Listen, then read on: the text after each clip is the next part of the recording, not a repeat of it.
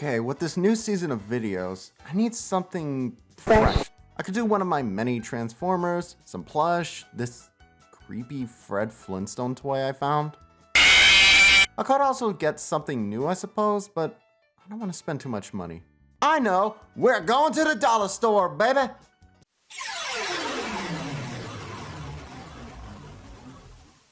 You know, it must be said, there's always something fun about going to a discount shop. Whether it be a thrift store, something like Ross's, or a dollar store, there's something magical about finding something in there. There's a chance you could find some genuinely great deals on stuff. Or you'll find some of the strangest crap you've ever seen. Every so often I'll venture out into one of these places and pick up some odd wares for cheap. And for today's video, I bought as much as I could for under $10, not including random snacks I got my hands on. Each item was about $1.25. Damn you, inflation! Toy number one is one from an actual brand you might have heard of with Kitty in My Pocket, a spin-off of Puppy in My Pocket. Puppy in My Pocket was a line of miniature figurines of dogs and cats and was popular enough to get a cartoon series with really janky animation. Probably because it turned out to have been outsourced to North Korean sweatshops. Glad to see that doesn't happen anymore. No. Oh no. Anyhow, on the back we got some cute kittens. We can see they have a YouTube ad for some short cartoons. Let's actually have a look. Here comes Mom! She's gonna let us meet the babies! I miss the North Korean animation. We also have a roster of your kittens with such names as Bandit, Ace, Melly, Pancake, Pickles, and Paul Orndorff. Personally, give me Pickles or Pancake because their names are so stupid, they're brilliant. Boing! It's not Pickles or Pancake, I'm angry! This is Bandit, and his fun gimmick is to cause the exposure to go wild. So let me just fix that. As far as a little figurine, it's cute enough. It has flocking, which is that furry texture you can get on small figures, which is nice, but the flocking isn't the softest. Also, why does it have a hole there, Moving on!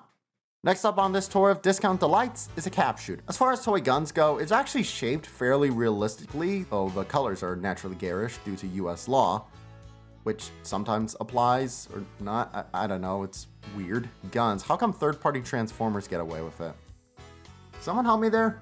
I do love the comically small barrel though. I know snub-nosed revolvers are a thing, but it makes me laugh every time. It's so wimpy looking. Also, I love the giant warning on the back telling you not to whip this thing out in public. I mean, yeah, don't point plastic guns out in public at strangers. People have died from doing that. It just gives me the image of someone trying to rob a store with this little pea shooter. Oh wait, that's kind of actually happened. But now I got my gun, so let's open fire. What? Yep, this thing has no caps. It's a completely empty husk, worded just right so that they don't tell you it has no caps. The liberals didn't come for our guns, they came for our bullets. Lame. Well, after that disappointment, we got the bane of discount toys, fake Lego with Make It blocks. Now, let me make it clear, I love Lego, but even I know how stupidly expensive it can get. However, there is a lot that goes into engineering Lego sets so that everything connects well. Pieces can be used for not just what they intended, and it's stable. And that's something unfortunately a lot of fake Lego fail at. I opted to pick up the crane mostly because a lot of the other vehicles look a bit blocky, for lack of a better word. Is that Mr. Incredible's car? I've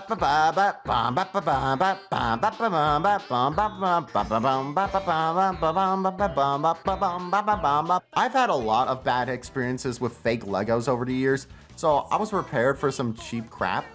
But you know what? This is really impressive for $1.25. The wheels turn well, there's no sprue, it's even engineered pretty well, so shaking it about and squeezing it doesn't break it. I also quite enjoyed the use of gray grill bits as the side step. I can't be the only one who pretended these bits were bacon growing up, right?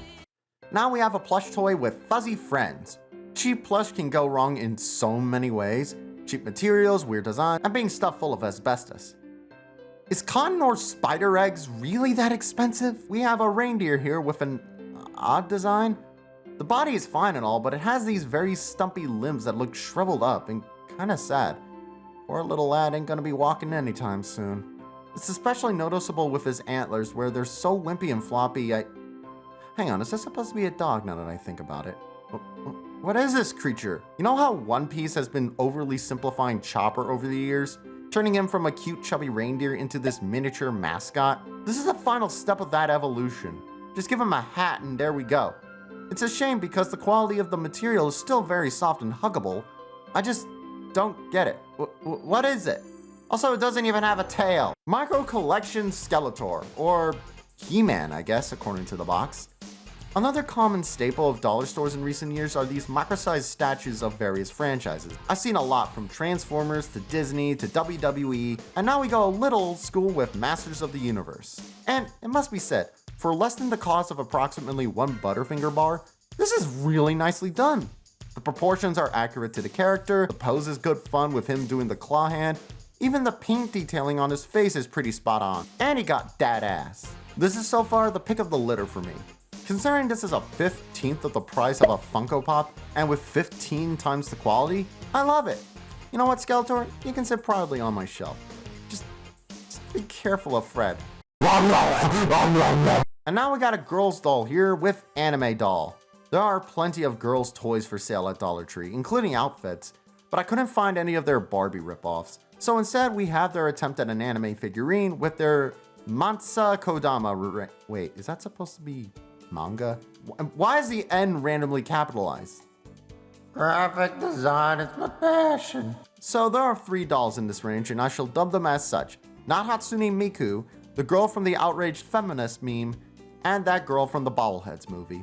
Oh god, there's lore. Since the ancient times, the Japanese have admired and respected their eldest trees. This may sound silly to you. Many believe their tree trunks are home to loving spirits with great power to do good. The air they breathe, the rainwater they drink, have become increasingly polluted. Many of the mightiest have grown weak and frail, so the Council of Elders, made up of the oldest and wisest trees, put their thoughts to a vote. They decided the mightiest would leave the forest and transform themselves into humans. They would use their incredible powers to convince the world to stop harming them. Welcome to the exciting world of Kodama, where legendary spirits are born from the trees. Meet the first of our peaceful spirits and let the adventures begin. Considering one of these tree spirits went off to be a rock star, I don't think the forest is gonna be okay. God, what the hell? Oh my god! The hair is made of rubber and it's meant to be swapped around, which is nice, but oh, this is the worst feeling toy so far. The head is a soft plastic and is really easy to warp, and it's, oh god, stop that. This thing is so cheap in general, with dirt out of the box, scratched off paint, obvious sprue bits, and loose joints. And this thing was brand new. At least it comes with this magic stick accessory, which she really doesn't want to hold. And she's posed with it in a way where it was clearly supposed to be a microphone at first, given the others have a very pop star vibe with their accessories. And as a result, her only poses she can do is perform a bit of magic and have very distressing worldviews. And the final figure is, fiddly enough, Final Faction, our boys' toy. Enough of these girly toys. Oh, they're so girly. Bleh. I opted for the lady, however, because I didn't want to be sexist. On the back, we have a list of the other characters, which includes 3 other G.I. Joe wannabes and some kick-ass aliens that I couldn't find. We have a dull plot verb and, oh snap, a cartoon! And this one, in comparison to Pussy in My Pocket, is a lot more watchable. Not bad for a time figure that costs less than a bottle of Coca-Cola. Do we even have an economy anymore? Well done, 4-Star Group. I guess Team 4-Star had to do something after canceling Boo Saga Abridged, until they showed they could totally have done it. Moving on. This here is shipped from the mountains of East Asia. Which ones? The Himalayas? Mount Fuji? The Gobi? The Shiashia Bangiyama pick? Who knows? And you know what? For the price, this might be the most bang for your buck as far as figures go. The articulation is very basic, nowhere near G.I. Joe figures, which these are clearly inspired by. But for $1, you can't complain. The paint's really good and precise. I adore the simple dot eye. She comes with these big piss-off katanas, as well as a solid holder for them. It does have some obvious screws, and god damn! RC, you are no longer the dumpy champion on this channel. But yeah, this is a really nice figure for the price, absolutely clearing a lot of the other bootleg military figures you can find out there. This one at least has a human face. Also, with the aliens and the robots, you can potentially build a large army with them. How do I know this? Because that's exactly what people have been doing. Whole alien armies for less than 20 bucks. In fact, the entire range here can be collected for less than 15 bucks, not including vehicles or weapons packs. The entire range of Final Faction can be collected for less than eating at Five Guys. And you won't get diarrhea from them.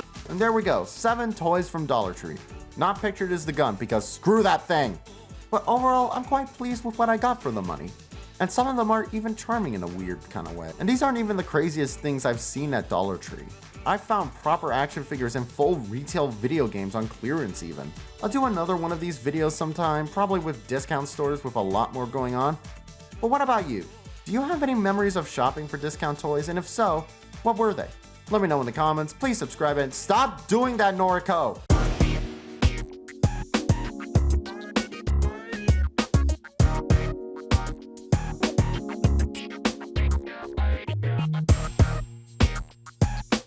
If it's any of the other ones, I'm gonna be upset. And was that a bug? Oh my god, there's a bug! Where's that bug? Fucking bug! Where are you? Where are you? Hey! Where are you? Don't hide from me! Hey! What? There he is! Hey! Oh, it's a silverfish! Fucking hate these things! You have like actual real life silverfish? Like, yes! in your house? Yeah! Oh, you have silverfish? Is that what it was? Yeah! Oh. I hate these things.